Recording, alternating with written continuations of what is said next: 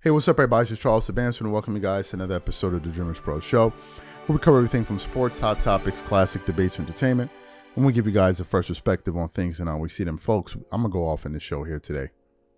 I'm going to go off. Before we get into it, please make sure you like the video and sub to the channel. So, we all know that we're witnessing the erosion of an NBA product. You don't need to look any further than these All-Star weekends. This past Sunday's game was the second least viewed game in the history of basketball. The history of the sport. The second worst game ever. In the midst of all of that, you have LeBron James, who's supposed to be the face of the NBA, showing up to All-Star weekend to make things worse and announcing an hour before the game he has no interest in playing. He won't be playing. When the team is taking team photos, he didn't even suit up to wear the jerseys. He just basically thumbed his nose at the entire NBA. But prior to that, I've been saying on this channel, if LeBron is the face of the NBA and he's the leader of these guys, why can't he get these guys to compete? How is it possible that this guy cannot get these players to compete at all, but he's the face of the NBA? It certainly wasn't like this when Kobe Bryant was around or Michael Jordan was around. Hence the reason PK Subban has gone viral all over the place, the internet over this week, for basically saying that Jordan and Kobe were the ones that set the standard. And LeBron is the one that lowered it. He's doing nothing for the sport. Then I'm just going through the internet here, and I came across an audio from Blacktop Buckets. And it says, Stephen A. Smith reveals Larry Bird was disrespected by All-Star locker room. And I clicked on the video. And as I'm watching this video, I'm like, wait a minute. Stephen A. Smith said something about this a month ago. We produced a show about it a month ago on our channel. In that show, we were reacting to some comments of Stephen A. Smith where he suggested that, he said LeBron. He ain't suggest nothing. He said LeBron, when the greats came in to talk to the players, after he finished talking, he gave all of the players a side eye, and they all went out there and let a game almost have 400 points. And then I hear these comments where Stephen A. Smith is now saying that, in fact, the player that was disrespected to his face was Larry Bird. But what we want to do first is I want to play the original audio, because they were talking about why the league may potentially not let LeBron own a team after the news that came out he wants to create a rival league. Take a listen to that audio first, because it's going to give this video the backdrop. Take a listen to what he had to say there originally. When you look at today's NBA culture, when you look at some of the hits NBA players take, particularly as we approach All-Star Week in the slam dunk contest that LeBron James never participated in, the flagrant, lackadaisical effort they put forth during All-Star Weekend. LeBron James, way before all of that, deciding to take his talents to South Beach from Cleveland, and Dan Gilbert, the owner for the Cavaliers, had to find out watching the news, just like everybody else, or watching him with Jim Gray, just like everybody else.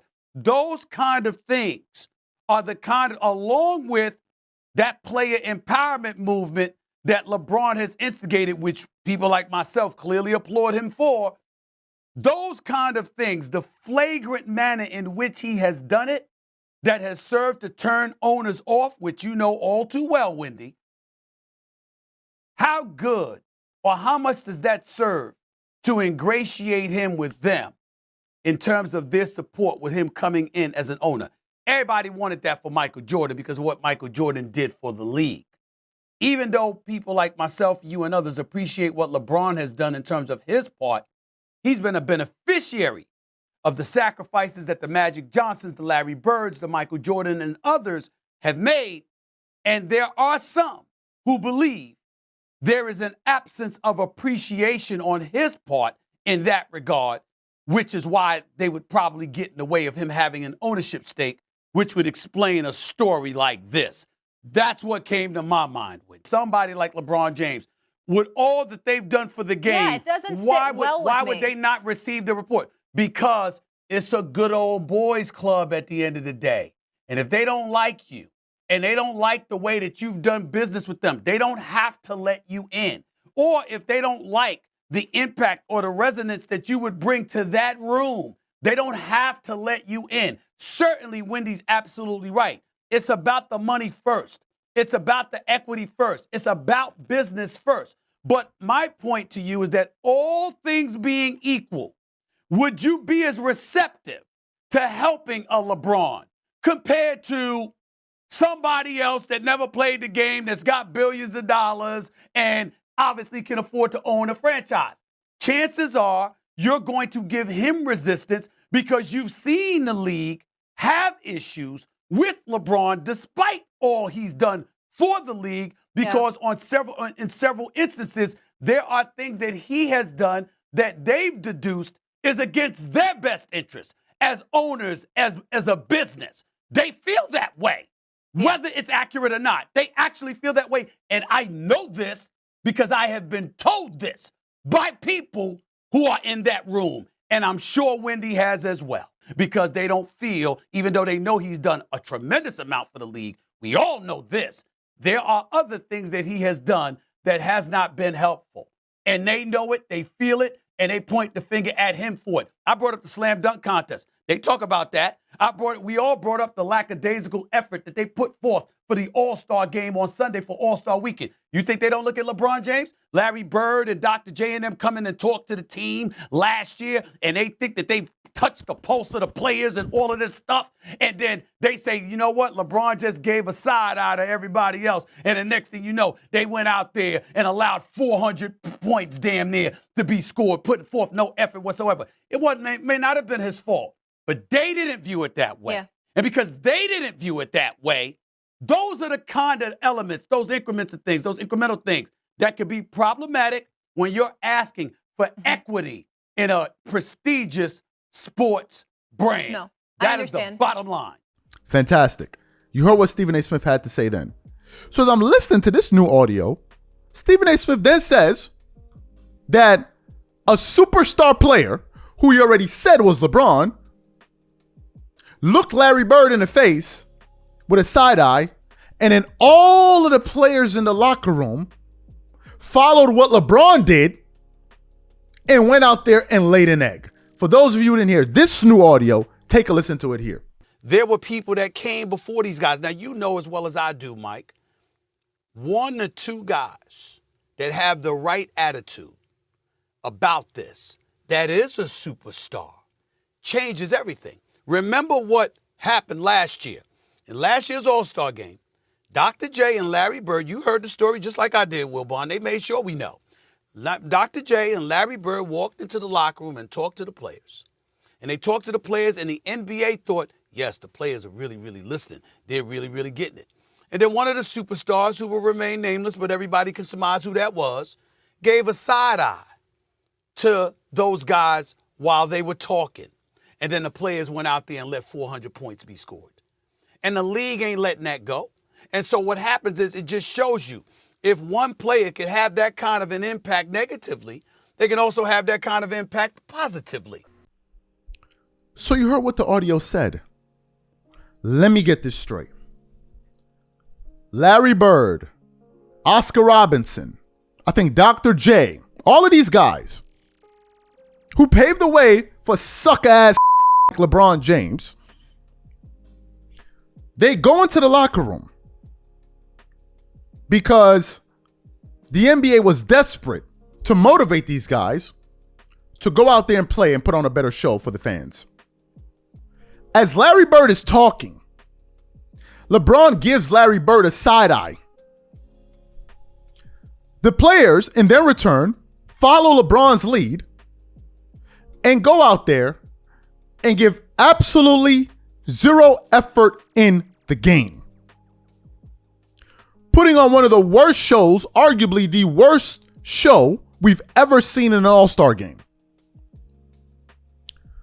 But then, this same LeBron wants to own a team in the NBA. This same LeBron went to this All-Star weekend, thumbed his nose at the league, said F you to Norman Powell, and went and sat up in the front row with his normal clothes. They're taking team pictures. He wears normal clothes, and somehow, some way, LeBron is being viewed as an NBA great.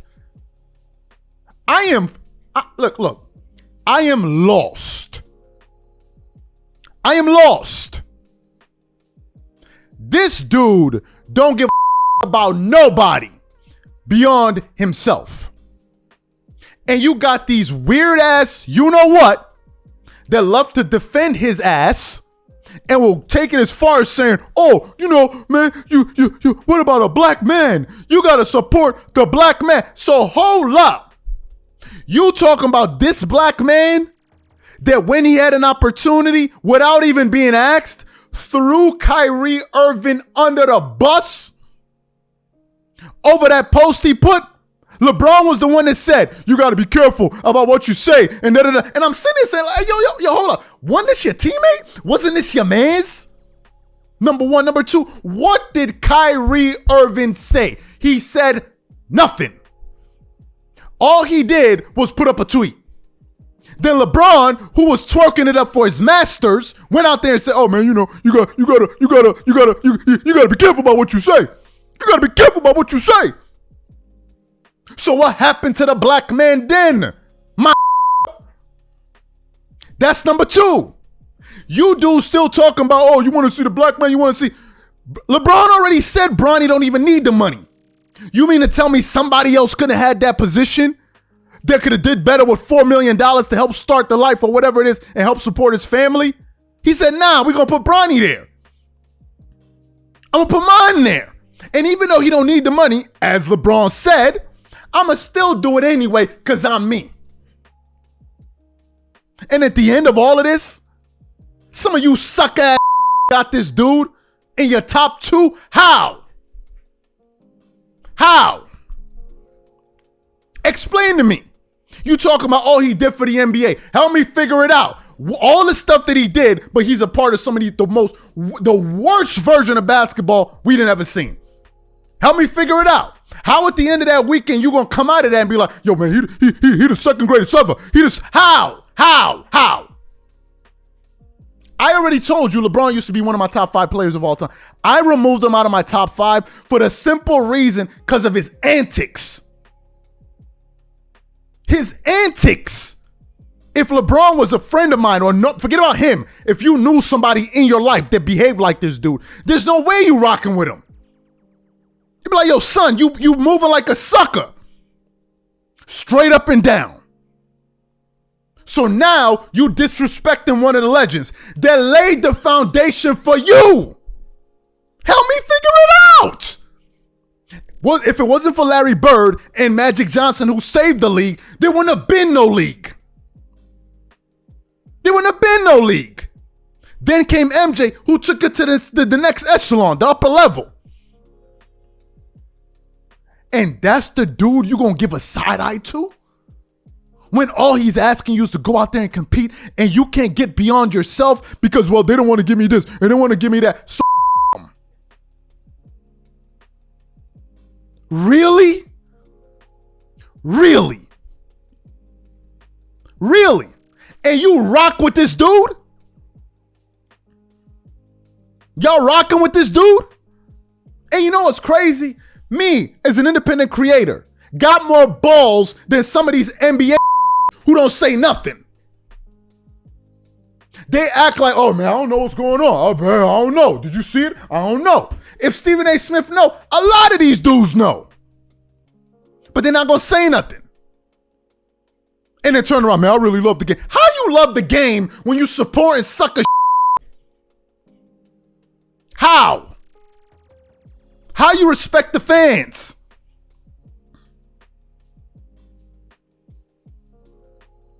This dude is unbelievable.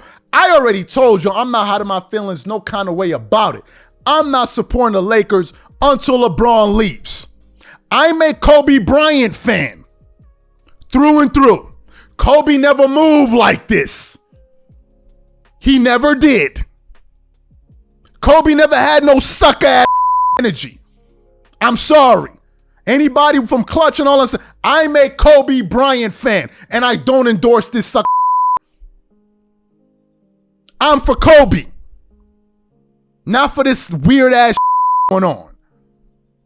Unbelievable. So he disrespected Larry Bird. Larry Bird. But talking about, I want my damn respect. How you gonna want respect but you never give it? How you want respect but you never give it? You don't even respect the fans, my. What are we talking about? Man, y'all can have this dude. I said what I said. I said what I said. It is what it is. Unbelievable. And I'm out.